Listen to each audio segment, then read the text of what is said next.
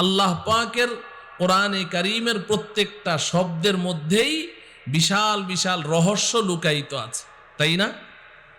আল্লাহ পাক জান্নাত থেকে বের হয়ে যাও এটা বলেননি, কি বলেছেন? নেমে যাও বলেছেন। এই শব্দটা মনে রাখেন, খুব দরকার এটা মনে রাখা। কারণ হাবাতা ইয়াহবিতু হুবুতন এর অর্থ হলো উপর থেকে নিচের দিকে অবতরণ করা, আর বের হওয়ার আরবি হলো খারাজা ইয়াখরুজু খুরুজান, মানে বের হওয়া।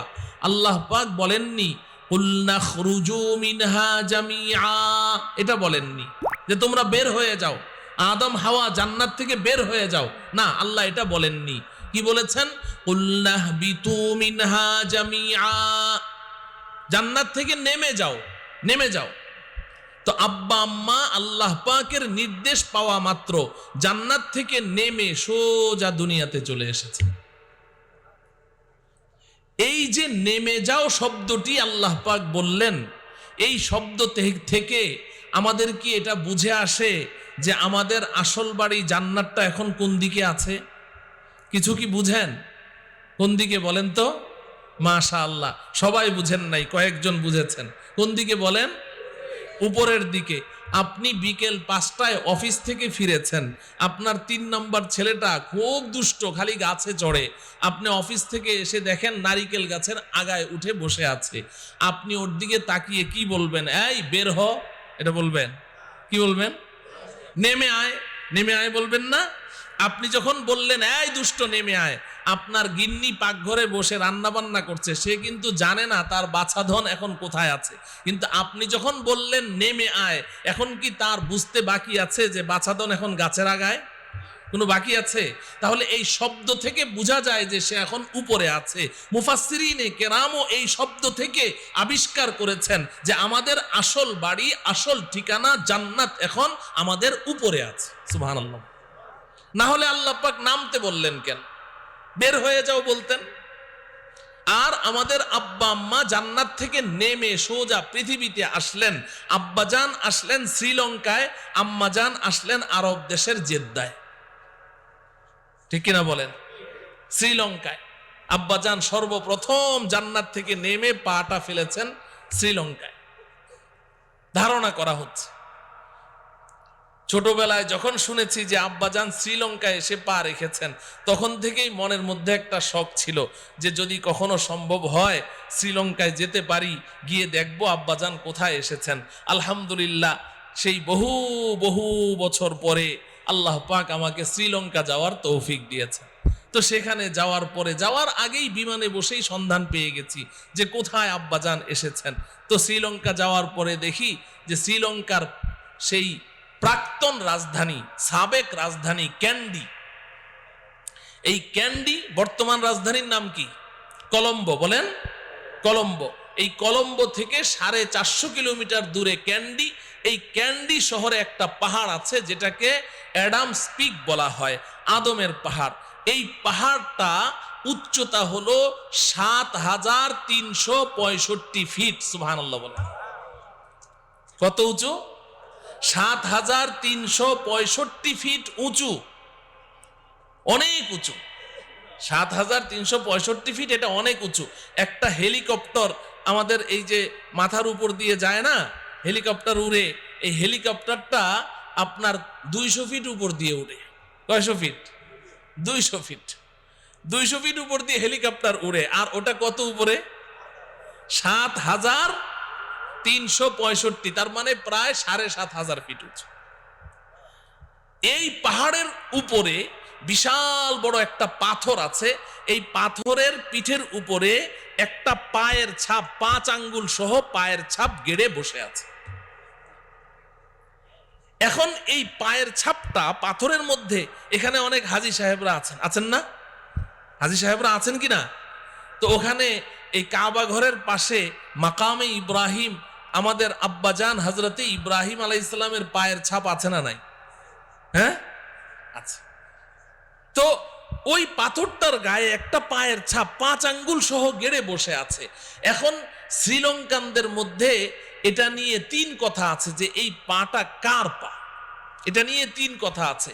শ্রীলঙ্কার অধিকাংশ অধিবাসী হচ্ছে বৌদ্ধ ধর্মাবলম্বী, অধিকাংশরাই বৌদ্ধ ধর্মাবলম্বী, ওদের দাবি হচ্ছে যে এটা গৌতম বুদ্ধের পায়ের ছাপ। কার? গৌতম বুদ্ধের। এবং ওখানে অনেক হিন্দু ভাইয়েরা থাকে, তো হিন্দুদের দাবি হচ্ছে যে ওটা শ্রীকৃষ্ণের পায়ের ছাপ। আর শ্রীলঙ্কায় শতকরা 5 জন মুসলমান। শতকরা কয়জন? 5 জন মুসলমান। তবে বর্তমান রাজধানী কলম্বোতে শতকরা 65 জন মুসলমান বসবাস করে। তো মুসলমানদের দাবি হচ্ছে যে এটা গৌতম বুদ্ধ কিংবা শ্রীকৃষ্ণের পায়ের ছাপ নয়, এটা আমাদের আব্বাজান হযরতে আদম আলাইহিস সালাম জান্নাত থেকে নেমে সর্বপ্রথম পা রেখেছেন ওই পায়ের ছাপ। এখন 3 দল 3 দাবি করছে, দলিল প্রমাণ কারো কাছেই নাই, তাদের কাছেও নেই, আমাদের কাছেও নেই। কারণ কোরআন হাদিসে কোথাও এই কথা নেই যে হযরতে আদম আলাইহিস সালাম কোথায় এসেছেন, শ্রীলঙ্কায় এসেছেন, ওই পাথরের গায়ে পা রেখেছেন, এগুলো কোরআন হাদিসের কোথাও নেই। ঐতিহাসিক কিছু বর্ণনা আছে, ঐতিহাসিক কিছু বর্ণনা আছে। তো এখন দলিল তো কারো কাছে নেই, সবাই দাবি করে এটা। তা আমার 5 দিন সফর ছিল শ্রীলঙ্কায়, বিভিন্ন জায়গায় প্রোগ্রাম ছিল। তো এর ফাঁকে ফাঁকে বসে বসে খালি ভাবতাম যে আসলে এই পায়ের ছাপটা কার হতে পারে। আল্লাহ পাকের কাছে সাহায্য চাইলাম যে রব্বুল আলামিন যদি কিছু দলিল প্রমাণ, কিছু আলামত নিদর্শন পেয়ে যেতাম, যে কিছু ইশারা পেতাম যদি যে এটা আসলে কার পায়ের ছাপ, তাহলে মনের মধ্যে একটু প্রশান্তি অনুভব করতাম। আলহামদুলিল্লাহ এই 5 দিনে অনেক চিন্তা ভাবনা করার পর আমার দিলের মধ্যে 2টা দলিল আল্লাহ পাকের পক্ষ থেকে এসেছে। ওই 2 দলিলের ভিত্তিতে আমি শ্রীলঙ্কানদের কাছে একেবারেই জোর গলায় বলে এসেছি যে এটা আর কারো পায়ের ছাপ নয়, এটা গৌতম বুদ্ধেরও নয়, এটা শ্রীকৃষ্ণেরও নয়, এটা আমাদেরও বাবা, তোমাদেরও বাবা, সব ধর্মাবলম্বী মানব জাতির বাবা হযরতে আদম আলাইহিস সালামেরই পায়ের ছাপ। এখন বলবেন দলিল 2টা কি? 1 নাম্বার দলিল হলো যে আপনারা শুনলে অবাক হবেন যে ওই পায়ের পাতার ছাপ, তো এই যে পায়ের পাতা, এই পায়ের পাতাটা লম্বা 6 ফিট 8 ইঞ্চি। পায়ের পাতাটা লম্বা কত? 6 ফিট 8 ইঞ্চি। আর পাশ হইল 3 ফিট। পাশে কত? 3 ফিট। লম্বা কত? 6 ফিট 8 ইঞ্চি। আচ্ছা, এবার আসেন আমার সাথে একটু সাক্ষী দিবেন। ওই একটা বাচ্চা, ওই যে লাল লাইট, লেজার লাইট আমার মুখের মধ্যে বারবার মারছে, ওই যে পিছনে, কেউ কি দেখতে পাচ্ছেন? তো ওখানে কেউ নেই, বাচ্চাটাকে একটু শান্ত করেন। আচ্ছা দেখেন, আপনারা যারা হজ করেছেন, হাজী সাহেবরা যারা আছেন, আমি দোয়া করি আজকের এই মাহফিলে যারা আমার সামনে উপস্থিত আছেন, ডানে বাঁয়ে সামনে পেছনে, ধনী গরিব, বুড়ো জোয়ান, ছোট বাচ্চা, নারী পুরুষ, যারা এই মাহফিল শুনছেন, আমি আল্লাহ পাকের কাছে দোয়া করি আল্লাহ রব্বুল আলামিন সকলকেই আল্লাহ পাকের ঘর, সকলকে অন্তত পক্ষে একবারের জন্য হলেও স্বচক্ষে জিয়ারত করার তৌফিক দান করেন। যারা হজ করেছেন বাইতুল্লাহর পাশে মাকামে ইব্রাহিমে আমাদের মুসলিম জাতির পিতা নাম কি? জোরে বলেন। এতদিন আসতে বলেছেন, এখন একটু জোরে বলেন। আমাদের মুসলিম জাতির পিতার নাম কি? ইব্রাহিম আলাইহিস সালাম। ইব্রাহিম আলাইহিস সালাম, এই কথাটা কে বলেছেন? আল্লাহ রব্বুল আলামিন বলেছেন, মিল্লাতা আবিকুম ইব্রাহিম হুয়া সাম্মাকুমুল মুসলিমিন। এই উম্মতে মুহাম্মাদি, তোমরা যেই ধর্মের উপরে আছো, তোমাদের এই ধর্ম তোমাদের পিতা ইব্রাহিম আলাইহিস সালামের ধর্ম। সুবহানাল্লাহ। আমাদের এই ধর্ম কার ধর্ম? ইব্রাহিম আলাইহিস সালামের ধর্ম। আল্লাহ বলছেন মিল্লাতা আবিকুম, তোমাদের পিতা ইব্রাহিমের ধর্মের উপরে তোমরা প্রতিষ্ঠিত আছো। আল্লাহ এতটুকু বলেই ক্ষান্ত হননি, আল্লাহ বলছেন হুয়া সাম্মাকুমুল মুসলিমিন। আরে উম্মতে মুহাম্মাদি শুনো, আরে বাংলাদেশের মুসলমান শুনো, বাবা যেমন সন্তানের নাম রাখে আব্দুর রহমান, আব্দুল করিম, এই যে বাবা সন্তানের নাম রাখে, আল্লাহ বলেন তোমাদের নাম যে মুসলমান, এই মুসলমান নাম তো আমি আল্লাহ রাখিনি। হুয়া সাম্মাকুমুল মুসলিমিন, তোমাদের পিতা ইব্রাহিম তোমাদের নাম রেখেছেন মুসলমান। তো নাম রাখলো কোন বাপ? এতদিন ডাকলাম কারে বাপ? থাকে? ইসলাম বলে কিছু থাকে? তওবা করা লাগবে। তওবা করবো তো ইনশাআল্লাহ। আল্লাহ আমাদেরকে তওবা করার তৌফিক দান করেন। তো ইব্রাহিম খলিলুল্লাহ আলাইহিস সালাম, ওনার দুই পায়ের ছাপ কাবা ঘরের পাশে মাকামে ইব্রাহিমের মধ্যে আছে না নাই? কথা বলেন। কারা কারা দেখেছেন হাত উঠান তো। মাশাআল্লাহ, এই তো অনেকেই দেখেছেন। আচ্ছা বলুন তো দেখি, ইব্রাহিম আলাইহিস সালামের যে পায়ের ছাপটা আপনারা দেখলেন, এই পাটা কি অস্বাভাবিক বড় মনে হয়েছে আপনাদের কাছে? আমাদের পায়ের চেয়ে একটু লম্বা, তাই না? আমাদের পায়ের চেয়ে এই এতটুকু হবে সর্বোচ্চ, আমাদের পায়ের চেয়ে একটু লম্বা। আচ্ছা এবার বুঝেন, ইব্রাহিম আলাইহিস সালাম আজ থেকে 5000 বছর, প্রায় 5000 বছর পূর্বে দুনিয়াতে এসেছে। কত বছর? প্রায় 5000 বছর। আপনারা জানেন মানুষ দিন দিন খাটো হচ্ছে। দিন দিন কি হচ্ছে? খাটো হচ্ছে না? দিন দিন খাটো হচ্ছে। এখন ইব্রাহিম আলাইহিস সালাম 5000 বছর আগে যিনি আসলেন, তার পায়ের ছাপটা এতটুকু। এখন গৌতম বুদ্ধ, বৌদ্ধ ধর্মাবলম্বী যারা, তাদের দাবি অনুসারে গৌতম বুদ্ধ আজকে থেকে প্রায় 2500 বছর আগে দুনিয়াতে এসেছেন। তো 5000 বছর আগে যেই মানুষটা এসেছেন, তার পা যদি এতটুকু হয়, গৌতম বুদ্ধের পা এত বড় হবে? কতটুকু হবে? না আরো ছোট হবে? আরো ছোট হবে। আর ওই যে হিন্দু ভাইরা যে শ্রীকৃষ্ণের কথা বলে, সে তো ওই দিনের মানুষ, তার পা তো আরো ছোট হবে, তাই না? তো তাইলে এই পাওটা যে 6 ফিট 8 ইঞ্চি লম্বা আর 3 ফিট চৌড়া, এটা গৌতম বুদ্ধের পা হতে পারে? এটা শ্রীকৃষ্ণের পা হতে পারে? এখন প্রশ্ন হলো, তাহলে এটা কার পা? বুখারী শরীফ খুলেন, সহিহ বুখারীর মধ্যে আছে, নবীজি সাল্লাল্লাহু আলাইহি ওয়াসাল্লাম ইরশাদ করেন, খালাকাল্লাহু আদামা আলা সূরাতিহি ওয়া তুলুহু 60 জিরাআন। আল্লাহ রাব্বুল আলামিন হযরতে আদম আলাইহিস সালামকে তিনি যেই রূপে চেয়েছিলেন সেই রূপেই সৃষ্টি করেছেন, এবং আদম আলাইহিস সালাম ছিলেন 60 হাত লম্বা। কত হাত লম্বা? তাহলে যেই মানুষটা 60 হাত লম্বা, তার পায়ের পাতাটা এই 6.5 ফিট হওয়া, এটা স্বাভাবিক। বলেন ঠিক কিনা? তো আমি এই দলিলের ভিত্তিতে ওই শ্রীলঙ্কান বাসীদেরকে বলে এসেছি এক প্রোগ্রামের মধ্যে, যে আপনারা যত কিছুই বলেন, আসলে এটা গৌতম বুদ্ধেরও নয়, শ্রীকৃষ্ণেরও নয়, এটা আমার, আপনার, আপনাদের সকলেরই বাবা হযরতে আদম আলাইহিস সালামেরই পায়ের ছাপ। 2 নম্বর দলিল আমি যেটা পেশ করেছি তাদের সামনে, সেটা হলো যে ওই পাথরের গায়ে একটা পায়ের ছাপ। মাকামে ইব্রাহিমের মধ্যে তো ইব্রাহিম আলাইহিস সালামের 2 পা আছে, আর ওই পাথরের গায়ে পা আছে কয়টা? একটা পা। তাও আবার অদ্ভুত কাণ্ড, ডান পা নয়, বাম পায়ের ছাপ।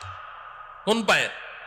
আমি ওটার মধ্যে খুব গবেষণা করেছি, চিন্তা করেছি যে রব্বুল আলামিন, এটার মধ্যে কোনো নিদর্শন অবশ্যই আছে। পা একটা কেন, তাও আবার কি বাম পা কেন?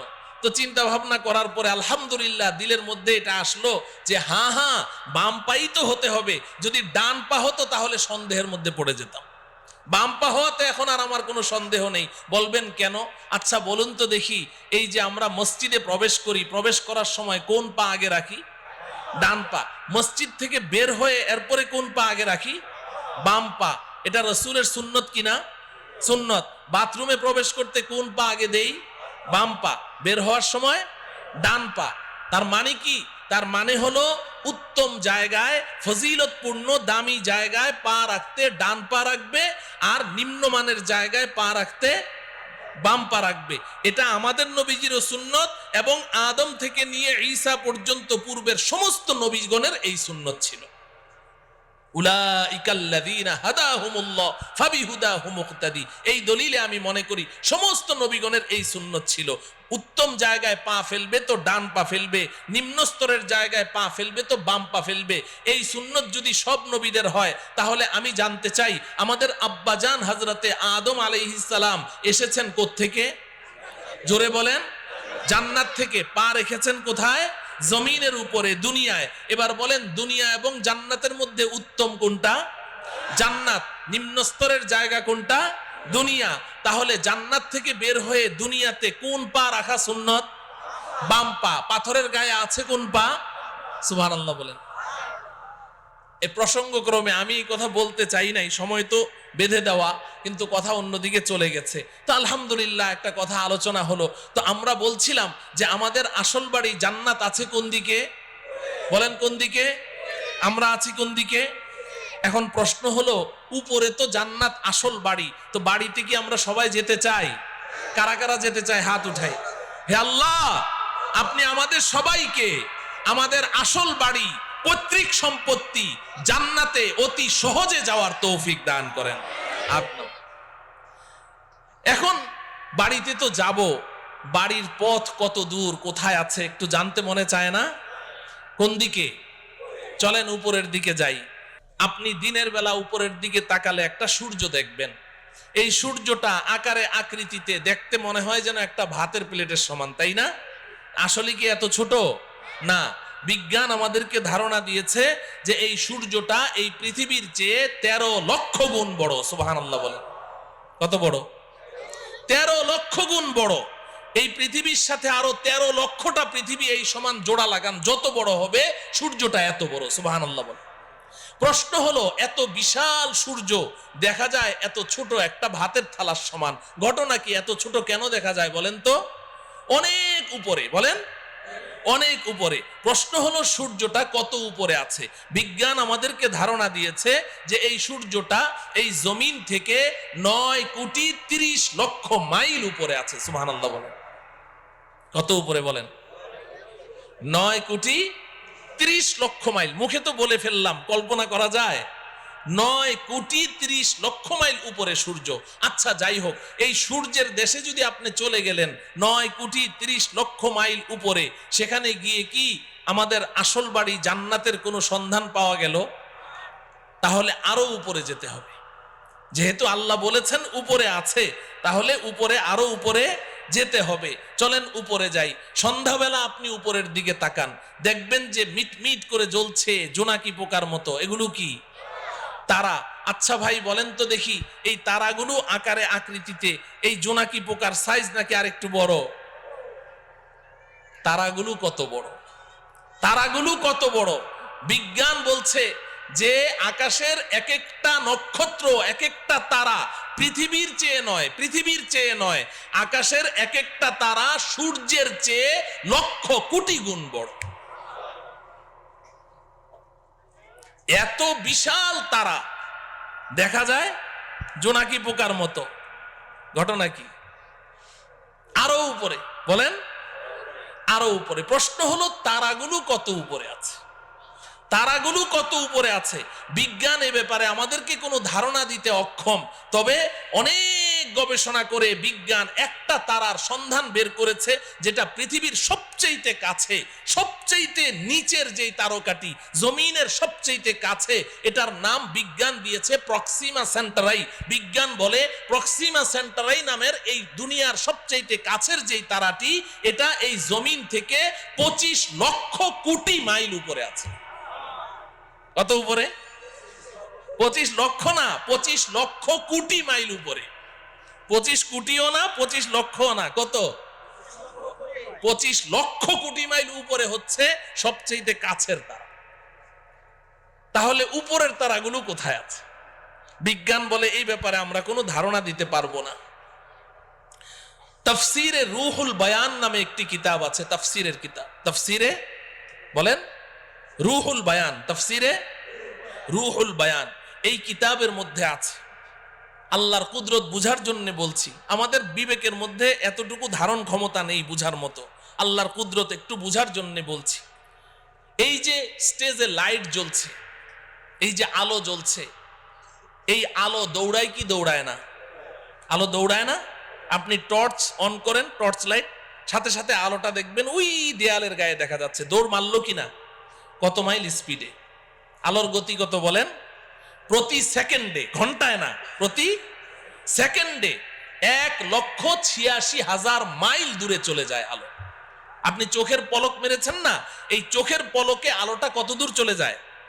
1,86,000 মাইল। একটু কল্পনা করেন আল্লাহ পাকের কুদরত কত, শক্তি কত। এই আলোর গতিটা মনে রাখেন। এবার তাফসীরে রুহুল বায়ানের মধ্যে আছে আল্লাহ রব্বুল আলামিন আকাশে এমন অসংখ্য অগণিত তারা সৃষ্টি করেছেন, যেই দিন আল্লাহ পাক ওই তারাগুলোকে সৃষ্টি করেছেন কত হাজার বছর আগে সৃষ্টি করেছেন আল্লাহ ছাড়া কেউ বলতে পারবে না। যেই দিন ওই তারাগুলো সৃষ্টি করেছেন ওই দিন প্রত্যেকটা তারা তাদের নিজ নিজ আলো পৃথিবীর দিকে ছেড়ে দিয়েছে। ওই আলোগুলো দৌড় শুরু করেছে প্রতি সেকেন্ডে 1,86,000 মাইল স্পিডে দৌড় শুরু করেছে। আজও সেই আলো পৃথিবীর দিকে দৌড়াচ্ছে, আজও দৌড়াচ্ছে, এখনো পর্যন্ত পৃথিবীতে এসে পৌঁছতে পারে নাই। অতএব কল্পনা করে দেখুন যে আকাশের তারাগুলো কোথায় আছে। আল্লাহ, আচ্ছা সেই আকাশের তারা যেখানে আছে সর্বোচ্চ তারা ওই পর্যন্ত গেলাম, কিন্তু আসল বাড়ির কোনো খোঁজ খবর পাওয়া গেল? হ্যাঁ, তাইলে আরো উপরে যেতে হবে। যেতে রাজি? এই জমিন থেকে সবার উপরে যেই তারাটি আছে এর উপরে আর কোনো তারা নেই, সৌরজগৎ শেষ, এরপরে মহাশূন্য শুরু হয়ে গেছে। এই জমিন থেকে সবার উপরে যেই তারাটি আছে ওই পর্যন্ত আপনি যেই পরিমাণ পথ অতিক্রম করলেন, সবার উপরের তারাটা পার হয়ে আরো ঠিক এই সমপরিমাণ মহাশূন্য পাড়ি দিয়ে আপনি যদি উপরে যেতে পারেন, সেখানে গিয়ে পাবেন প্রথম আসমানের তলা। কি পাওয়া যাবে? প্রথম আসমানের তলা পাওয়া যাবে। আসমান আছে না নাই?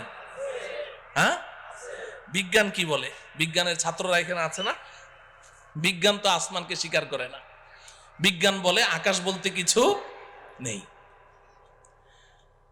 আল্লাহ, আকাশ আছে তো? বিজ্ঞান অস্বীকার করলো যে। একটা গল্প শুনবেন। আমি তখন হেফজখানায় পড়ি, আমাদের উস্তাদজির মুখে শুনেছি।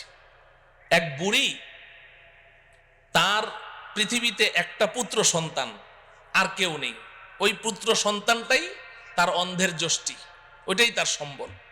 অনেক শখ করে ওই বুড়ি তার ছেলেকে বিয়ে করিয়েছে, তবে পুত্রবধূ সর্বসাকুল্যে 1.5 হাত লম্বা। কত? 1.5 হাত লম্বা মানুষদেরকে আপনারা কি বলেন? বাউন, বামুন, বাইট্টা। আচ্ছা বলেন, বামুন বলেন, ওই ময়মনসিংহের ওইদিকে বামুন বীর বলে, তো বাইট্টা। এখন 1.5 হাত লম্বা পুত্রবধূ। তো একদিন বুড়ি পাকঘরে বসে রান্না করছে, তরকারি চুলায়, এখন পানি ঢালবে, কলসি নাড়া দিয়ে দেখে 1 ফোঁটা পানিও নেই। তো বৌমাকে ডাকলো, বৌমা কলসিটা নিয়ে যাও, পুকুর থেকে 1 কলসি পানি নিয়ে আসো, তাড়াতাড়ি আসো, চুলায় কিন্তু তরকারি, তাড়াতাড়ি আসো। বৌমা পানি আনতে গেছে তো গেছে, আধা ঘন্টা পার, বৌমা আর আসে না।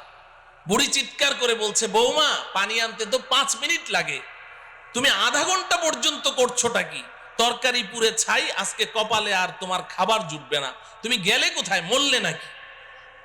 বৌমা পাশের রুম থেকে চিৎকার দিয়ে বলে, আম্মা আমি 5 মিনিটেই তো পানি নিয়ে এসেছি, তো দিচ্ছ না কেন? ওই আম্মা একটা অ্যাক্সিডেন্ট হয়ে গেছে। কি অ্যাক্সিডেন্ট হলো? বলে যে আম্মা বিয়ের সময় আপনি না আমাকে একটা স্বর্ণের চেইন দিয়েছিলেন। বলে হ্যাঁ, ওই চেইনটা ছিঁড়ে কলসির মধ্যে পড়ে গেছে। তো হয়েছেটা কি? কলসির মধ্যেই তো পড়েছে। কয় যে আম্মা হ্যাঁ কলসির মধ্যেই তো পড়েছে, তুমি নিজে দেখেছো? বলে আমি নিজের চোখে দেখলাম কলসির মধ্যে পড়েছে। তো তাহলে এক কাজ কর, তোর মাথায় কি বুদ্ধি শুদ্ধি নাই? তুই এক কাজ কর, কলসির মুখ দিয়ে হাতটা ভরে দে, কলসির তলা থেকে চেইনটা তুলে নে, পানিটা চেঞ্জ করে নিয়ে আয়, আর না হলে 5 মিনিট সময় বেশি লাগবে, তুই আধা ঘন্টা পর্যন্ত করছিসটা কি? বৌমা পাশের রুম থেকে চিৎকার দিয়ে বলে, আম্মা এই মাত্র আপনি যেই বুদ্ধিটা শিখাইলেন আমি আধা ঘন্টা থেকে ওই কাজেই ব্যস্ত আছি। কিন্তু আম্মা বড় আশ্চর্যের ব্যাপার, আপনার কলসির তো তলা নাই। আপনার কলসির কি নাই? তলা নাই। বুড়ি পাকঘর থেকে বলে, বৌমা কলসির তলা তো কলসির তলার জায়গায় ঠিকই আছে, তুই যে বামন বীর বাইট্টা, তোর হাত খাটো ওই পর্যন্ত যায় না। বলেন ঠিক কিনা? আল্লাহ রব্বুল আলামিন কোরআনে হাকিমে বারবার বলেছেন, একটি নয় দুইটি নয়, আমি 7টি আসমান সৃষ্টি করেছি। আল্লাহর কথা কখনো অবাস্তব হতে পারে না। আসমান তো আসমানের জায়গায় আছে। যে সকল বিজ্ঞানীরা তারা এই আসমানের অস্তিত্বকে অস্বীকার করেছে, তারা তো বাইট্টা বামন বীর, তাদের হাত খাটো ওই পর্যন্ত যায় না। এজন্য পৃথিবীর শ্রেষ্ঠ বিজ্ঞানী মুসলিম দার্শনিক, আপনারা সকলেই তার নাম শুনেছেন, মহাকবি আল্লামা ইকবাল রহমতুল্লাহ আলাইহি। নাম শুনেছেন? মহাকবি আল্লামা ইকবাল একজন শ্রেষ্ঠ দার্শনিক ছিলেন, শ্রেষ্ঠ বিজ্ঞানী ছিলেন। তিনি সারাটা জীবন বিজ্ঞানের পেছনে দৌড়িয়েছেন, অক্সফোর্ড ইউনিভার্সিটিতে পড়াশোনা করেছেন, ইহুদি খ্রিস্টানদের মাঝেই তিনি বেড়ে উঠেছেন, কিন্তু আল্লাহ পাক তার নসিবে হেদায়েত লিখে রেখেছেন, এজন্য তিনি নষ্ট হন নাই, বেলাইনে যান নাই। তিনি সারা জীবন বিজ্ঞানের পেছনে দৌড়িয়ে জীবনের শেষ মুহূর্তে এসে আত্মসমর্পণ করেছেন, সারেন্ডার করেছেন। তিনি স্বীকার করেছেন বিজ্ঞান মানেই হচ্ছে একটা ধোঁকা, বিজ্ঞান মানেই হচ্ছে একটা মরিচিকা। কারণ বিজ্ঞান সকালে এক থিওরি দেয়, বিকালে ওটাকে অস্বীকার করে যে না ওটা ঠিক নাই, আবার নতুন থিওরি দেয়, আবার পরের দিন ওটাকে অস্বীকার করে, আবার নতুন থিওরি দেয়। আমরা এক সময় শুনেছি যে বিজ্ঞান এক সময় জোরে সোরে দাবি করেছে যে সূর্য ঘুরে, পৃথিবী ঘুরে না, সূর্য ঘুরে, পৃথিবী ঘুরে না। এরপর মাঝখানে আরেক দল বিজ্ঞানী কিছুদিনের জন্য আবিষ্কার হলো, তারা এসে বলল যে না আগের বিজ্ঞানীদের থিওরি ভুল। বলে সঠিকটা কি? কয় যে পৃথিবী ঘুরে, সূর্য ঘুরে না। এখন বর্তমান দুনিয়ার সমস্ত বিজ্ঞানী প্রায় একমত, তারা বলে আগের দোনোদল বিজ্ঞানীদের থিওরি ভুল। বলে সঠিকটা কি? কয় যে সূর্যও ঘুরে, পৃথিবীও ঘুরে। বলে কি বলে না? এখন বর্তমান বিজ্ঞানের দাবি কি? সূর্যও ঘুরে, পৃথিবীও ঘুরে।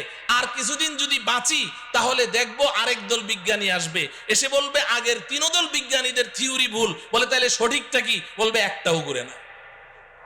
অসম্ভব কি?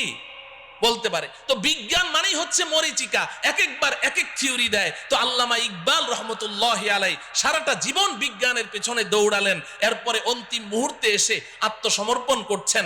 কোই कहता है नहीं है, कोई कहता है कि है, या खबर है या नहीं है तेरी दुनिया का वजूद। अब जुनू से काम लूंगा मैं रहे तहकीक में, अक्ल के पीछे बहुत ही वक्त जाया कर चुका, अक्ल के पीछे बहुत ही वक्त जाया कर चुका। আল্লামা ইকবাল বলেন রব্বুল আলামিন সারাটা জীবন তো বিজ্ঞানের পেছনে দৌড়ালাম, কিন্তু বিজ্ঞান আজকে এক থিওরি দেয়, কালকে এক থিওরি দেয়। একবার বলে সূর্য ঘুরে, একবার বলে পৃথিবী ঘুরে, একবার বলে দোনোটা ঘুরে, একবার বলে আসমান আছে, আরেকবার বলে আসমান নাই।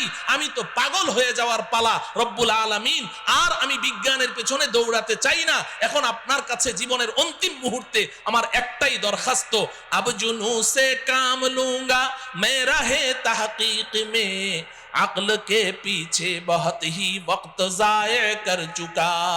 রব্বুল আলামিন এখন আর আমি বিজ্ঞানের মাধ্যমে কোনো জিনিস যাচাই করতে চাই না, এখন আমি আপনার কিতাব কোরআনের মাধ্যমে যাচাই করতে চাই। আপনি যেটা বলবেন ওটাকেই বিশ্বাস করতে চাই, এবং আপনি আমাকে ওই বিজ্ঞানীদের দল থেকে বের করে ওই সমস্ত বান্দাদের অন্তর্ভুক্ত করে দেন যেই বান্দাদেরকে দুনিয়ার মানুষ আপনার পাগল মনে করে, আমাকে ওই পাগলদের অন্তর্ভুক্ত করে দেন। আসমান আছে না নাই? গেলাম প্রথম আসমানের তলা, মনে আছে তো?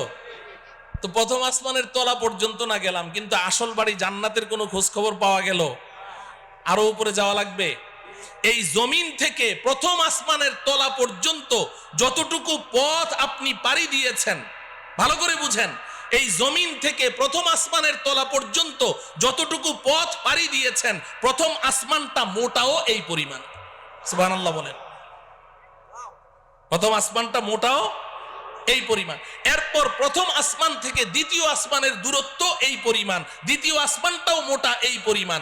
এইভাবে আপনি উপরের দিকে যেতে থাকেন, তৃতীয় আসমান আবার মহাশূন্য, চতুর্থ আসমান আবার মহাশূন্য, পঞ্চম আসমান আবার মহাশূন্য, ষষ্ঠ আসমান আবার মহাশূন্য, সপ্তম আসমান। এই জমিন থেকে সপ্তম আসমানের ছাদ পর্যন্ত যতটুকু পথ আপনি অতিক্রম করেছেন, সপ্তম আসমান পার হয়ে আরো ঠিক এই সমপরিমাণ মহাশূন্য পাড়ি দিয়ে আপনি যদি উপরে যেতে পারেন, সেখানে গিয়ে পাবেন সিদরাতুল মুনতাহা। কি পাওয়া যাবে? সবাই আমার সাথে বলেন সিদরাতুল মুনতাহা। সিদরাতুল মুনতাহা এই নামটা মনে রাখতে হবে, বাড়ির ঠিকানা তো সিদরাতুল মুনতাহা। এবার আল্লাহ রব্বুল আলামিন আমার আপনার আসল বাড়ি, আমার আপনার আব্বা আম্মার বাড়ি, আমাদের পৈতৃক সম্পত্তি, জান্নাতের ঠিকানা বলে দিচ্ছেন। ইনদা সিদরাতিল মুনতাহা, ইনদাহা জান্নাতুল মাওয়া।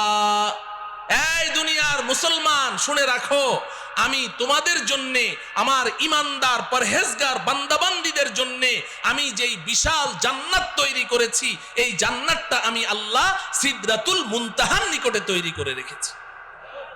কোথায়? সিদরাতুল মুনতাহা। বলেন, সবাই বলেন সিদরাতুল মুনতাহা। বাড়ির ঠিকানা জানা লাগবে না, বাড়ির এলাকার নাম জানতে হবে। আমাদের বাড়ির এলাকার নাম কি?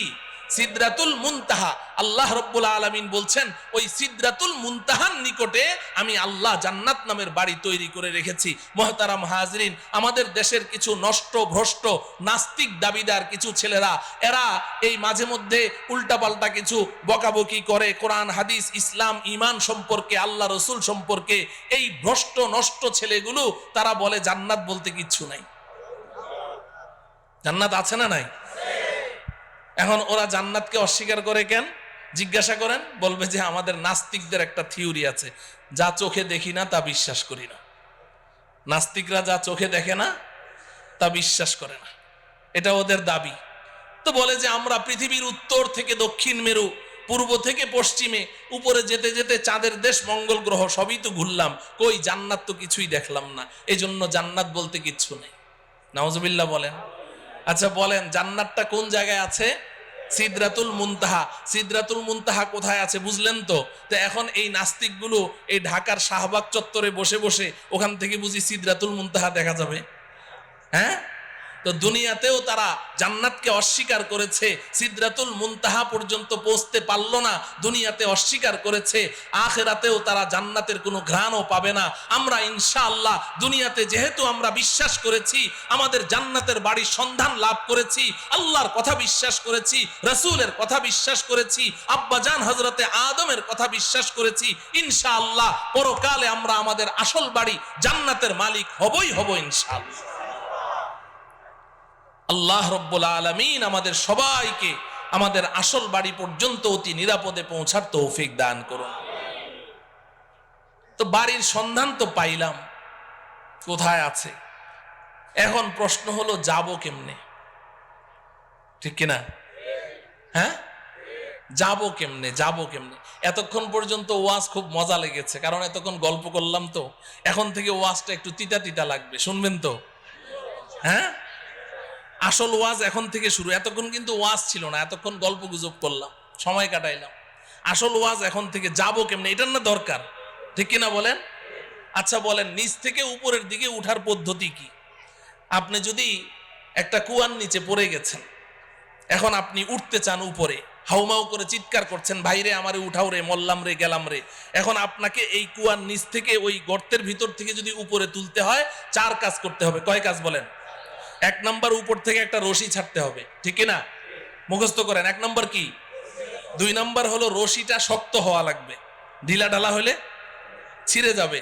3 নাম্বার হলো যখন রশিটা উপর থেকে ছাড়া হলো, নিচ থেকে ওই রশিটা শক্ত করে চেপে ধরতে হবে, ঠিক কিনা? যদি আপনি সত্যিকারেই উপরে উঠতে চান তাহলে কি করতে হবে? চেপে ধরতে হবে। যদি গাউরা টাইপের হয়, কারণ আমি রশি টশি ধরুম না, উপরে উঠুম, ও কিয়ামত পর্যন্ত উঠতে পারবে নাকি? রশি ধরা লাগবে, ধরতে হবে। 4 নাম্বার শর্ত হলো, যখন রশিটা আপনি চেপে ধরেছেন, এখন উপর থেকে যারা রশি ছেড়েছে দয়া মায়া করে রশিটা ধরে টান মারতে হবে, তাইলে আপনি উপরে উঠে যাবেন, ঠিক কিনা? এই কথাটুকু যখন বুঝে আসলো, এবার আসেন, আমরাও তো আমাদের আসল বাড়ি জান্নাত থেকে অনেক নিচে পড়ে গেছি, অনেক নিচে। কত নিচে এটা কল্পনাও করতে পারবো না, শুনলাম খালি এতক্ষণ ঠিকই। তা আমরা যে নিচে পড়ে গেছি, এখন যদি আমরাও আমাদের আসল বাড়ি জান্নাত পর্যন্ত উপরে উঠতে চাই, তাহলে জান্নাতের মালিক আল্লাহ রব্বুল আলামিন দয়া মায়া করে আমাদের কাছে একটা রশি ছাড়তে হবে। কি ছাড়তে হবে বলেন? রশি ছাড়তে হবে। রশিটা বড় মজবুত হওয়া লাগবে, আমাদের সকলকে ওই রশি চেপে ধরা লাগবে। এবার আল্লাহ পাক যদি দয়া করে টান মারেন, তো সোজা আমরা আমাদের আসল বাড়ি জান্নাতে পৌঁছে যাব। আপনি বলবেন, হুজুর এটা কি বললেন, আগ্রম বাগ্রম কথা, কিছুই বুঝলাম না। এই কথাটাই আল্লাহ রব্বুল আলামিন সূরা আলে ইমরানের 103 নম্বর আয়াতে বলেছেন। সুবহানাল্লাহ বলেন। সূরার নাম কি? আলে ইমরান। বলেন, সূরার নাম কি? আলে ইমরান। আয়াত নম্বর কত? 103। মনে রাখবেন, সূরা আলে ইমরান। সবাই বলেন, সূরা আলে ইমরান, আয়াত নাম্বার 103। আল্লাহ পাক বলছেন, ওয়াতাসিমু বিহাবলিল্লাহি জামিআন ওয়া লা তাফাররাকু। এই দুনিয়ার মানুষ, শক্ত করে ধরো। ইতাসিমু, আল ইতিসাম মজবুতি কে সাথ পাকড়না, শুধু ধরা না। ধরার আরবি ইতিসাম না, ধরার আরবি হলো আখাযা ইয়াখুযু, আখযান মানে ধরা। আল্লাহ পাক খুজু বলেননি, ইতাসিমু বলেছেন, শক্ত করে ধরো। বিহাবলিল্লাহ, আল্লাহর রশি। সুবহানাল্লাহ বলেন। হাবলুল্লাহ মানে কি? আল্লাহর রশি। হাবলুল্লাহ মানে কি? আল্লাহ বলছেন ইতাসিমু বিহাবলিল্লাহ, আল্লাহর রশি ধরো। জামিআন, সবাই মিলে ধরো, একজন দুইজন না। এই রশি ছিঁড়ার কোনো সম্ভাবনাই নাই, সবাই মিলে ধরো। ওয়ালা তাফাররাকু, আল্লাহর রশি ধরতে গিয়ে আপোষের মধ্যে বিচ্ছিন্ন হয়ে যেও না। সুবহানাল্লাহ বলেন। বুঝে থাকলে বলেন। সূরা আলে ইমরানের 103 নম্বর আয়াতে আল্লাহ পাক আমাদের সবাইকে কি ধরতে বলেছেন? কার রশি? কার রশি? সবাই বলেন কার রশি? আল্লাহর রশি ধরতে বলেছেন। তো ধরতে রাজি আছি তো? এখন প্রশ্ন হলো, আল্লাহ তো রশি ধরতে বলেছেন, রশিটা ছাড়লো কে? ছাড়লেন কে? রশিটাকে শক্ত বানাইলো কে? রশি ধরে টান মারবে কে? আমাদের কাজ কি? কথা বলে না। ধরা। আমাদের কয় কাজ? বাকি 3 কাজ কার? ওই 3 কাজের ওয়াজের দরকার নেই, ওটা তো আল্লাহর কাজ। আমাদের কাজ কয়টা? তাইলে এখন প্রশ্ন হলো, ধরবো কেমনি? এই আমার ওয়াজ শেষ, রশিটা কি বাড়িতে যাইতে হবে না? ধরবো কেমনে? ধরার সিস্টেম লাগবে কি লাগবে না? নাকি সব ধরা একরকম, যে যেমনি চাই এমনি ধরলে হবে? না, এমনি ধরলে হবে না। আমি এক বক্তার ওয়াজ শুনেছিলাম ছোটবেলায়, গান শিখায়, গানের ওস্তাদ, বুড়া চিকনা চাকনা, আর ছেলে হইলো একেবারে নওজোয়ান তাগড়া। ও বলে ব্যান্ড সঙ্গীত শিল্পী হবে। ব্যান্ড সঙ্গীত কি জিনিস এটা যুবকদেরকে তো বুঝাইতে হবে না, বুড়ারা তো বুঝবেই না। ভ্যা ভ্যা করে চিল্লায় যে ব্যান্ড সঙ্গীত, এখন ওই ব্যান্ড সঙ্গীত শিল্পী হবে। এখন ওই বুড়া ওরে যতই গান শিখায়, ওই জোয়ানের গলা হইলো একটা বুড়া বকরির গলা, ফাটা বাস, ওটা দিয়ে কোনো গান বাইরে হয় না। তো একদিন ওই উস্তাদের মন টন খারাপ, ছাত্র কয়, উস্তাদ মন খারাপকে? কয় যে তুই আমার সুরটা একটু ধরতে পারলি না, এই জন্য আমার মন খারাপ। কি করতে পারলি না? সুরটা একটু ধরতে পারলি না। এখন ছাত্রটা ছিল আমার মতো একটু বোকা শোকা, ও চিন্তা করে যে স্যারের সুরটা ধরতে হবে, তো এইটা স্যার আগে বললো না আজকে বলছে, তো অনেক চিন্তা ভাবনা করলো যে সুর কেমনে ধরা যায়। পরে ওর মাথায় বুদ্ধি আসলো, আরে সুর তো স্যারের গলা দিয়ে বাইর হয়। ও উঠে স্যারের গলা একদম সজোরে চিপে ধরেছে। এমন জোরে চেপে ধরলো, ধরে বলে যে স্যার আজকে 6টা মাস আপনি এত কষ্ট করলেন, আপনি প্রথম দিন বলতেন আমি প্রথম দিনই ধরে ফেলতাম। এখন আজকে আমি ধরেছি, আমি আর আজকে সুর ছাড়ছি না। আপনার যতক্ষণ মন ভালো না হবে আমি সুর ছাড়বো না। স্যারের জিহ্বা এতখানি বের হয়ে গেছে। এখন স্যার তো কথাবার্তা বলতে পারে না। এখন স্যার যত উ আ করে বুঝাইতে চেষ্টা করে যে বেটা সুর ধরার সিস্টেম তো এটা না, তুই সিস্টেম লস করেছিস, কিন্তু কথা তো বলতে পারে না, ও আ করে। তো ওই ছেলে মনে করেছে জুইত মতো ধরা হয় নাই, ও আরো শক্তি দিয়ে চেপে ধরেছে। তো 10 মিনিটের মধ্যে স্পট ডেড, ওখানেই শেষ। এটা বুঝি সুর ধরার সিস্টেম? কথা বলে না। তাহলে ধরায় ধরায় বেশ কম আছে, ধরায় ধরায় বেশ কম আছে। তো এখন আল্লাহ রব্বুল আলামিন তো বললেন যে আমার রশিটা চেপে ধর। 1 নম্বর হইল রশি চিনতে হবে, নাকি রশি চিনা লাগবে না? 2 নম্বর হলো রশি ধরার সিস্টেম জানতে হবে। কয়টা কথা? 2টা কথা। 1 নম্বর হলো রশি চিনতে হবে। বলেন 1 নম্বর কি? 2 নম্বর কি? রশি ধরার সিস্টেম নাকি চিনা লাগবে না? রশি চিনা লাগবে। আমাদের দেশের কিছু ভাই তো রশি চিনতে ভুল করে ফেলেছে। এই বেচারারা সূরা আলে ইমরানের 103 নম্বর আয়াত পড়ে এখন পেরেশান, আল্লাহর রশি কোথায় পাওয়া যায়। কারণ রশি না ধরলে তো আর বাড়িতে যাওয়া লাগবে না, রশি তো ধরাই লাগবে। এখন খুঁজতে খুঁজতে অস্থির, কোথায় রশি পাওয়া যায়, কোথায় তো রশি নাই। পরে চিন্তা করলো যে কোরআন নাজেল হয়েছে মক্কায়, আচ্ছা ওখানে যাই। হজ করতে গেছে, মক্কা মদিনা পুরা ঘুরে আসলো, কেউ রশি চিনে না। দেশে আসার পরে মন টন খারাপ, রশি ধরতে পারলাম না, তাইলে তো আর জান্নাতের বাড়িতে যাওয়া হবে না। পরে দেখে সর্বনাশ, এই পাশের জেলায় ফরিদপুর গেলেই তো রশি পাওয়া যায়। কোথায়? কথা বলে না। আছে না নাই? কয়টা? কয়টা? কয় যে পাইছি, একে জন্মের মতো গিয়ে চেপে ধরে। ও আমার প্রিয় ভাইয়েরা, আপনাদের বিবেকের কাছে জানতে চাই, আল্লাহ তাআলা এমন রশির কথা বললেন যেই রশি পৃথিবীর কোথাও নাই, মক্কায়ও নাই, মদিনায়ও নাই, ফরিদপুর জেলায় গেলে পাই। এই রশি কি সেই রশি? এই রশি কি সেই রশি? তাইলে কি আমরা সবাই একমত হতে পারি যে আমাদের যে সমস্ত ভাইয়েরা ওই ফরিদপুরের 8 রশিতে গিয়ে হাত দিয়েছে তারা রশি চিনতে ভুল করেছে? যদি এই এলাকায় কেউ থাকেন আজকে তওবা করবেন, আজকে তওবা করবেন। করবো তো ইনশাআল্লাহ। ওই রশি না রে ভাই, আল্লাহর রশি কি এটা আগে চিনতে হবে। তাফসিরের কিতাব খুলেন, আমার কথা শোনার দরকার নেই, আমি তো সূরার নাম আয়াত নাম্বার বলে দিয়েছি। আপনি যে কোনো একটা গ্রহণযোগ্য তাফসিরের কিতাব খোলেন, সব মুফাসসিরিনে কেরাম এক কথা বলেছেন, এখানে কেউ দুই কথা বলেন নাই। তারা পরিষ্কার বলে দিয়েছেন হাবলুল্লাহি আল কুরআন, আল্লাহর রশির নাম হলো আল কুরআন। সুবহানাল্লাহ। আল্লাহর রশির নাম কি? আল্লাহর রশির নাম কি? তাইলে রশিটা কি আল্লাহ ছেড়েছেন না এখনো ছাড়েন নাই? হ্যাঁ, ছেড়েছেন। এখন কি করা লাগবে? আমাদের ধরা লাগবে। তাইলে এখন শেষ ওয়াজ হইল ধরবো কেমনে, ঠিক কিনা? শেষ ওয়াজ কি? ধরবো কেমনে। আচ্ছা দেখেন, এই যে আমার সামনে রশি আছে, এই যে রশি ধরলাম, এই যে দেখেন রশি ধরলাম, তো আঙ্গুল লাগে কয়টা? হ্যাঁ, কেউ যদি বলে যে আমি 5 আঙ্গুল দিয়ে ধরুম না, 4 আঙ্গুল দিয়ে ধরুম, তো ঝুলে থাকতে পারবে? টান মারলে ঝুলতে পারবে? 2 আঙ্গুল দিয়ে ধরলে? 5 আঙ্গুল দিয়ে যদি ধরি, এবার মাইকম্যানকে বলেন রশি টান দিবে, রশি ছিড়বে, আমার হাত ছুটবে না, ঠিক কিনা? তাইলে শক্ত করে ধরতে হইলে আঙ্গুল লাগে কয়টা? আল্লাহর রশি ধরতেও আঙ্গুল লাগবে 5টা। সুবহানাল্লাহ বলেন। এখন আমি এই 5টা আঙ্গুলের নাম বলবো, সবাই মুখস্থ করবেন। বাকি 5 আঙ্গুলের ওয়াজ আর করা আজকে হবে না, পাশেই তো থাকি, আরেকবার আসমুনি যদি আল্লাহ তৌফিক দেয়। 5 আঙ্গুলের ওয়াজ, এক একটা আঙ্গুলের ওয়াজ 1 ঘন্টা করে কমপক্ষে লাগবে, তাইলে না 5 আঙ্গুলের ওয়াজ করা যাবে, ঠিক কিনা? তো এখন 5টা আঙ্গুলের নাম আগে মুখস্থ করেন, আমি সংক্ষিপ্ত একটা এক্সরে রিপোর্ট দিয়ে যাই যে আঙ্গুলগুলো সুস্থ আছে কিনা, ধরা আছে কিনা। হ্যাঁ, মাঝে মধ্যে এক্সরে রিপোর্টটা বাইর করে দেখবেন, দেখবেন তো ইনশাআল্লাহ।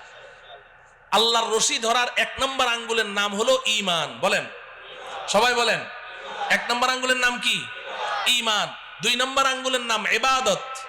সবাই বলেন ইবাদত, ইবাদত। 3 নম্বর আঙ্গুলের নাম মুআমালা। আমি পরে অর্থ বলে দিব, এখন না বুঝেই মুখস্থ করেন। মুআমালা, মুআমালা, মুআমালা। 4 নম্বর মুআশারা, মুআশারা, মুআশারা। 5 নম্বর আখলাক, আখলাক, আখলাক। কয়টা হলো? 5টা। আবার বলি, 1 নম্বর কি? সবাই বলেন ঈমান। 2 নম্বর ইবাদত, বলেন। 3 নম্বর মুআমালা, মুআমালা বলবেন না, মুআমালা, মুআমালা। 4 নম্বর মুআশারা, মুআশারা। 5 নম্বর আখলাক। কয়টা হলো? এই 5টা আঙ্গুল লাগবে, এই 5টা আঙ্গুল লাগবে। আপনারা সবাই শিক্ষিত মানুষ, সমজদার মানুষ, আপনারা বুঝে ফেলেছেন যে এই আঙ্গুল সেই আঙ্গুল না, ঠিক কিনা? রক্ত মাংসের আঙ্গুল না। তার মানে কি? এই যে 5টা কথা বললাম, ইসলাম এই 5টা সেক্টরে বিভক্ত, এই 5-এর বাইরে আর ইসলাম নাই। আমাকে, আপনাকে, প্রত্যেককে এই 5ও সেক্টরে খাঁটি মুসলিম হতে হবে। তাহলে 5টা আঙ্গুল সহি শুদ্ধ আছে, আল্লাহর রশি ধরা আছে। এবার অপেক্ষায় থাকেন, আল্লাহ টান মারবে, ঝুলে থাকবেন, তো সোজা আসল বাড়ি জান্নাতে পৌঁছে যাবে। এই 5টা আঙ্গুল সুস্থ সবল রাখবো তো ইনশাআল্লাহ। 1 নম্বর আঙ্গুলের নাম কি? ঈমান। বলবেন যে হুজুর ঈমান তো সবাই জানি, সময়ও যেহেতু শেষ, ঈমানের ওয়াজ তো দরকার নাই, নামাজ রোজা না পড়তে পারি, কিন্তু ঈমানটা তো পাক্কা, অতএব ঈমানের ওয়াজের দরকার নাই। না আছে? হ্যাঁ, ঈমানের ওয়াজের দরকার আছে, খুব বেশি ঈমানের ওয়াজের দরকার। ঈমানের ওয়াজ বেশি করে করা দরকার। বর্তমান দুনিয়ার মুসলমানরা ঈমানের ব্যাপারে ধোকার মধ্যে আছে। ঈমানের ব্যাপারে কি আছে? ধোকার মধ্যে আছে। ঈমানের ওয়াজ বেশি করে করতে হবে, ঈমান বুঝতে হবে। আমরা মুখে মুখে তো কত কথাই বলি। আমাদের বাংলাদেশের অধিকাংশ মুসলমান, এরা মনে করে ঈমান মানে আল্লাহকে বিশ্বাস, স্রষ্টাকে বিশ্বাস করা। এরা মনে করে ঈমান মানে নবীজি সাল্লাল্লাহু আলাইহি সাল্লামকে বিশ্বাস করা। তা আমি তো আল্লাহকেও বিশ্বাস করি, নবীকেও বিশ্বাস করি, পরকালকেও বিশ্বাস করি, দ্যাটস এনাফ, আমি একজন খাঁটি ঈমানদার। যার কারণে নামাজ নাই, রোজা নাই, হজ নাই, যাকাত নাই, কোরআন কিতাব, আল্লাহ রসুল কিচ্ছু নাই, কিন্তু খাঁটি ঈমানদার, ঠিক কিনা? সমাজে এই জাতীয় মুসলমান আছে না নাই? কম না বেশি? 95%। তো যে কথা বলছিলাম, তাইলে 1 নম্বর আঙ্গুলের নাম কি? সব ক্ষমতা কার হাতে? সব ক্ষমতা কার হাতে? নাকি জনগণের হাতে? সব ক্ষমতার উৎসকে জনগণ না আল্লাহ? আল্লাহ। সব ক্ষমতা কার হাতে? সন্তান দেওয়ার মালিক কে? তাইলে সন্তান না হইলে শাহ আলী মাজারে যাবেন? হ্যাঁ, যায় না মুসলমানরা? যায়। শাহ আলী বাবা কি সন্তান দিতে পারে? আপনি সন্তানও হারা, আর শাহালি বাবার কাছে গিয়ে যখন বলবেন যে একটা সন্তান চাই, তখন হইবেন ইমান হারা।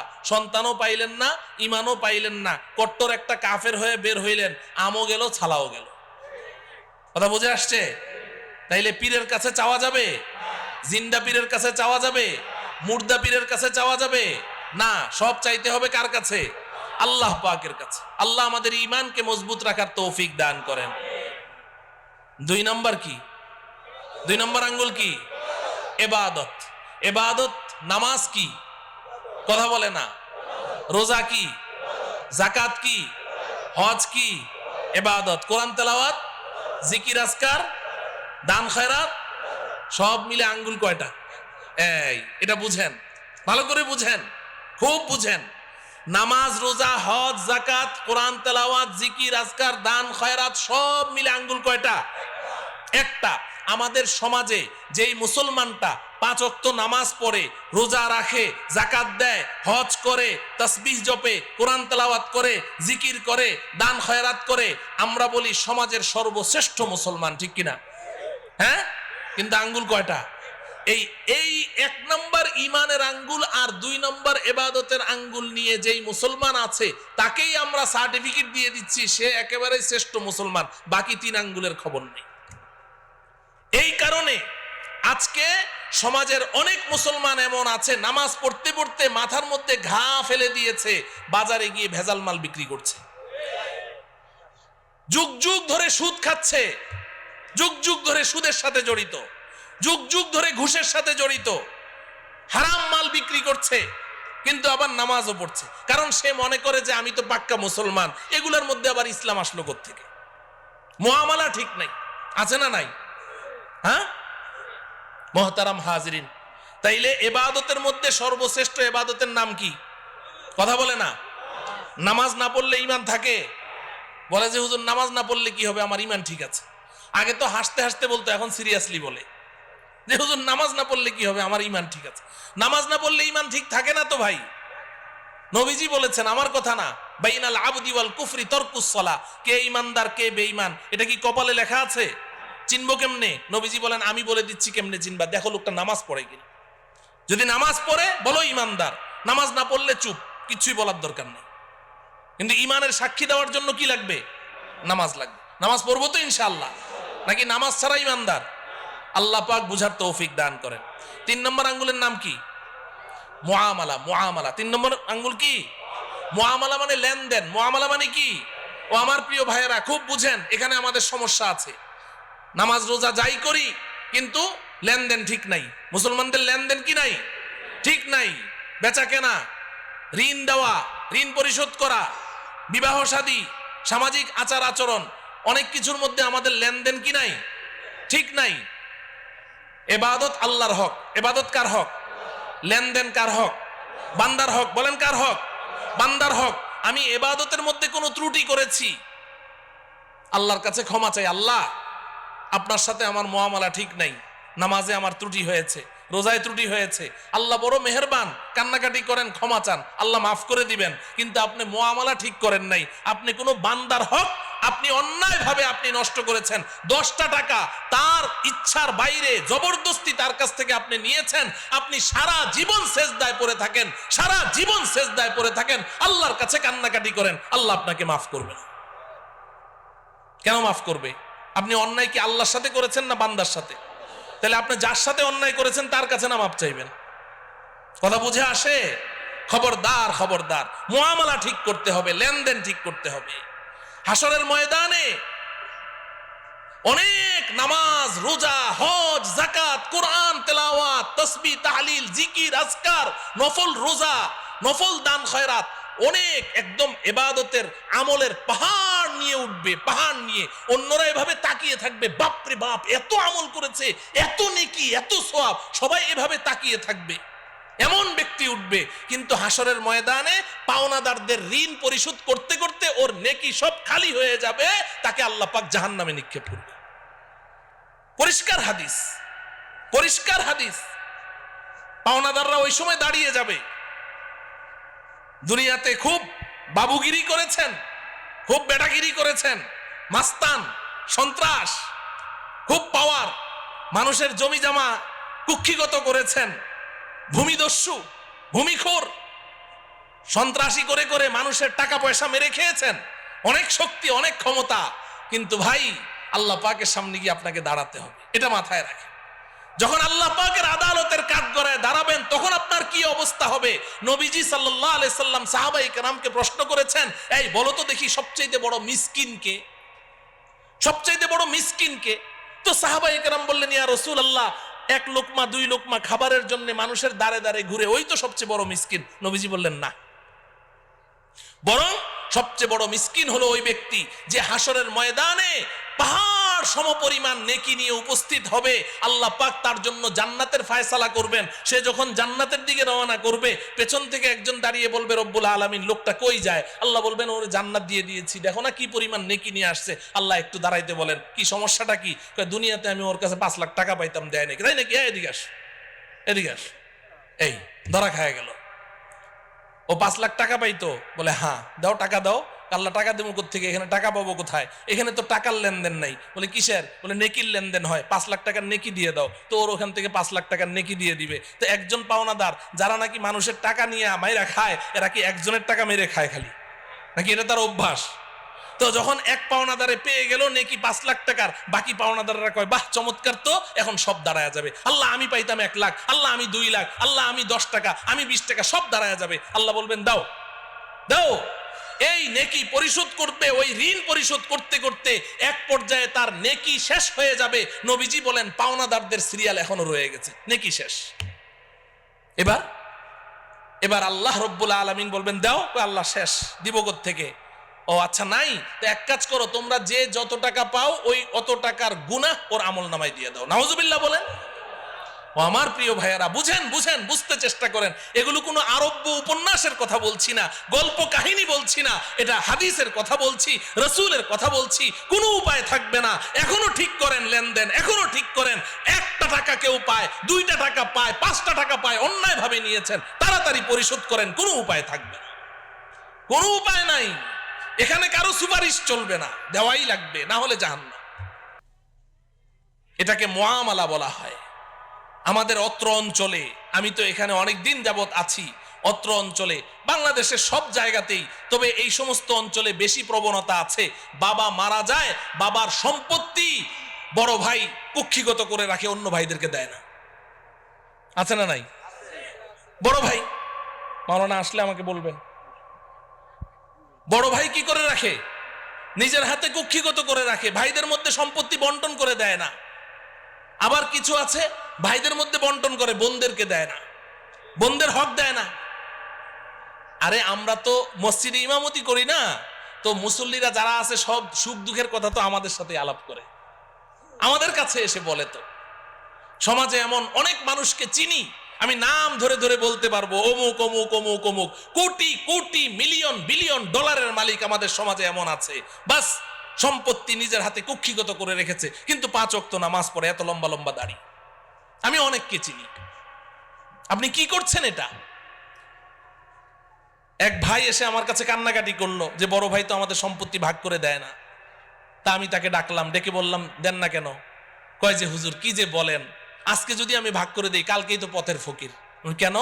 সব বেচে বুচে খায়া ফেলাবে। আমি কই, ওদের সম্পত্তি ওদের হাতে দিবেন, ওরা বেচে খাবে নাকি সাগরে ফেলে দিবে, ওটা আপনার সমস্যাটা কি? আপনার সমস্যা কি? কে আপনাকে এই দায়িত্ব দিয়েছে ভাইদের সম্পত্তি নিজের হাতে ধরে রাখার? কেন আপনি জাহান্নামে যাচ্ছেন? বন্টন করে দিব তো? কথা বলে না। দিব তো ভাগ করে? মুআমালা, এটাকে কি বলে? মুআমালা। বোনদের হক দিয়ে দিব তো? বোনদের হক দিয়ে দেন ভাই। বোনেরা, আপনি ভাই তো আপনার কাছে এসে হাসি মুখে কথা বলে, কিন্তু আপনার পেছনে চোখের পানি ফেলে ফেলে আল্লাহর কাছে আপনার জন্য বদদোয়া করে, আপনার জন্য বদদোয়া করে।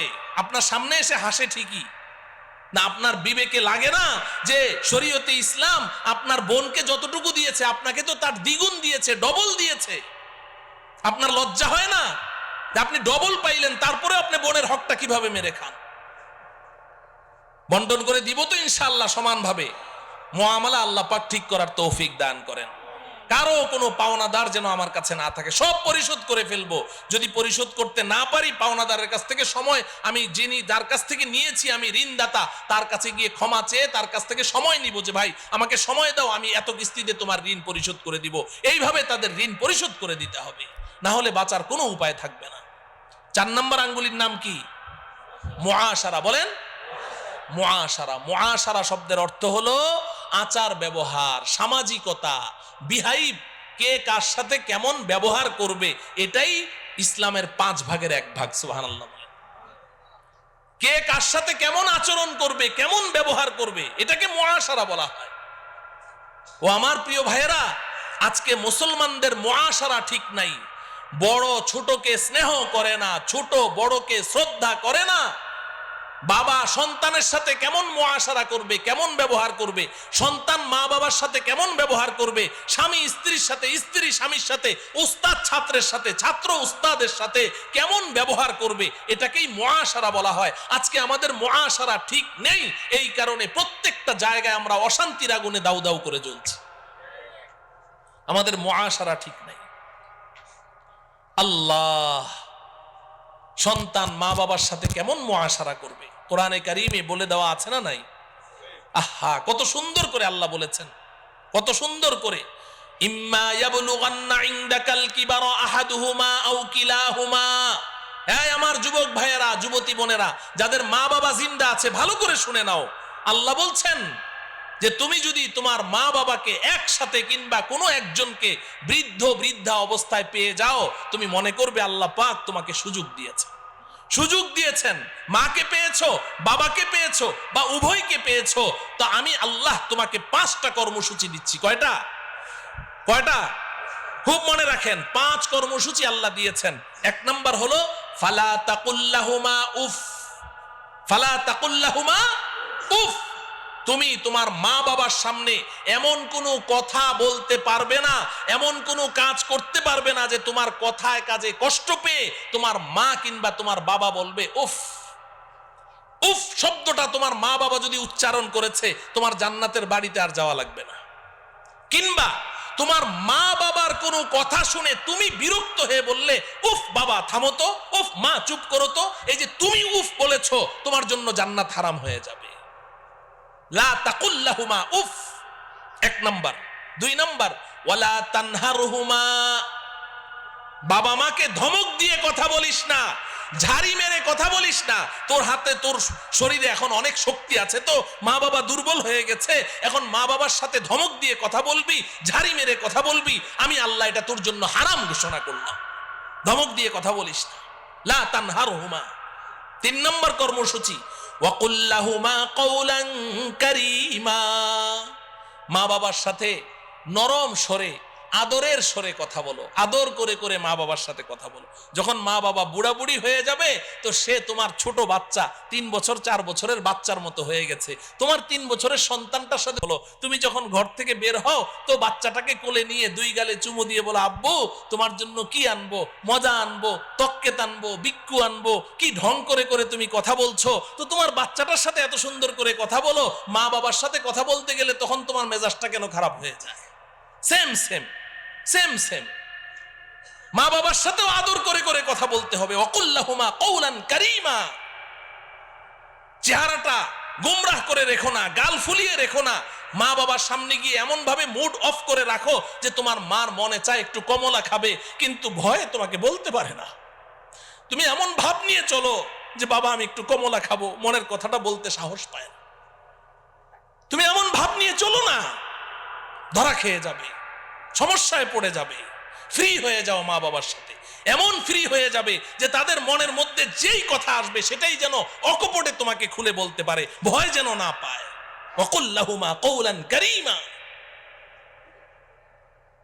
4 নম্বর কর্মসূচি আল্লাহ দিচ্ছেন ওয়াখফিদ লাহুমা জানাহাজ যুল্লি মিনার রাহমা। এই যুবক, মা বাবার সামনে তোমার বিনয়ের 2টো ডানা বিছিয়ে দাও। মা বাবার পায়ের নিচে তোমার বিনয়ের 2টো ডানা বিছিয়ে দাও, একদম নরম হয়ে যাও, নরম হয়ে যাও। 4টা কর্মসূচি আল্লাহ দিয়েছেন। এইভাবে মা বাবাকে লালন পালন করো। এক সময় মা বাবা চলে যাবেন, তুমি ঋণ পরিশোধ করতে পারোনি, কোনোদিনও পারবে না। তোমার গায়ের চামড়া খুলে দাও, তাও ঋণ পরিশোধ হয়নি। মা বাবা তো চলে গেছেন, 4 কর্মসূচি তুমি পালন করেছো। এবার আমি আল্লাহ তোমাকে পঞ্চম আরেকটা কর্মসূচি দিচ্ছি, ওয়াকুর রব্বিরহামহুমা ওয়াকুর রব্বিরহামহুমা কামা রব্বায়ানি সগীরা। সারাটা জীবন যতদিন জিন্দা থাকো, আমি আল্লাহর কাছে হাত দুটো তুলে চোখের পানি ছেড়ে বলতে থাকো, আল্লাহ গো, আপনি যেভাবে বলেছেন চেষ্টা তো করেছি, কিন্তু মা বাবার হক তো আদায় করতে পারি নাই, আপনি তো নিয়ে গেলেন। আল্লাহ গো, আমি যখন দুগ্ধপুষ্য শিশু ছিলাম, তখন আমার মা আমাকে যেভাবে আদর আহ্লাদ করে লালন পালন করেছেন, আমার বাবা যেভাবে আমাকে আদর সোহাগ করে লালন পালন করেছেন, আল্লাহ গো, এখন তো আমার আব্বা আম্মা আপনার কাছে, আপনিও আমার আব্বা আম্মাকে ওইভাবে আদর সোহাগ করে লালন পালন। যদি মৃত্যু পর্যন্ত এভাবে চোখের পানি ছেড়ে ছেড়ে মা বাবার জন্য দোয়া করতে পারো, আমি আল্লাহ তোমার পক্ষ থেকে তোমার মা বাবার ঋণ আমি পরিশোধ করে দেব। তাহলে মা বাবার সাথে কেমন আচরণ করতে হবে শরীয়তে আমাদেরকে শিক্ষা দিয়েছে কি দেয়নি? তা আমার সন্তান এই কথাটা জানবে স্কুলে, কলেজে, ভার্সিটিতে পড়াইলে না মাদ্রাসায় পড়াইলে? হ্যাঁ, মাদ্রাসায় পড়াইতে হবে না? মাদ্রাসায় পড়ান, ঠকবেন না। মাদ্রাসায় পড়ান, ঠকবেন না। অন্তত প্রাথমিক শিক্ষাটা মাদ্রাসায় দিয়ে দেন। শিক্ষার ফাউন্ডেশন, বেনা, ভিত্তিটা মাদ্রাসায় হয়ে যাক।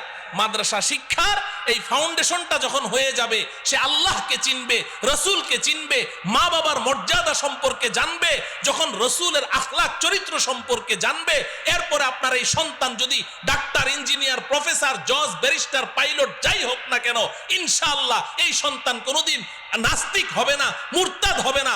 এই সন্তান যত বড় ব্যক্তি হোক না কেন, দেশের প্রধানমন্ত্রী হয়ে যাক না কেন, রাষ্ট্রীয় সম্পদ চুরি করবে না, পাচার করে বিদেশে পাঠাবে না, জনগণকে কষ্ট দিবে না, এবং কোনোদিন আপনাকে ঘর থেকে বের করে বৃদ্ধাশ্রমে রেখে আসবে না।